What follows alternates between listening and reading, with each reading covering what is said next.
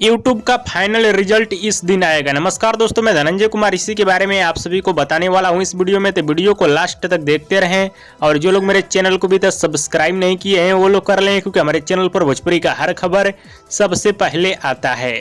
तो दोस्तों आप सभी को बताना चाहता हूँ, एक साल का टोटल व्यूज काउंट करके दिसंबर महीने में यूट्यूब फाइनल रिजल्ट जारी करता है और जिसको ज्यादा व्यूज मिलेगा वो आगे रहेगा, जिसको कम व्यूज मिलेगा वो पीछे रहेगा। और अलग अलग चैनल का व्यूज यूट्यूब काउंट नहीं करता है, सिर्फ एक चैनल का व्यूज काउंट करेगा। हाँ, एक बात और आप सभी को बताना चाहता हूँ, गाना 2024 में रिलीज होना चाहिए, तभी जाकर यूट्यूब लिस्ट में शामिल करेगा। हाँ तो दोस्तों, इसी तरह से यूट्यूब फाइनल लिस्ट जारी करता है। अब चलिए आगे बढ़ते हैं। हमारे भोजपुरी इंडस्ट्री के कितने सिंगर लोग का गाना टॉप 10 के अंदर आ सकता है। इस साल यूट्यूब के टॉप 10 फाइनल लिस्ट में 2 सिंगर लोग का गाना आ सकता है। पहला पवन सिंह का, दूसरा नीलकमल सिंह का। पवन सिंह के गाने का नाम है आई नहीं और नीलकमल सिंह के गाने का नाम है मरून कलर सड़िया।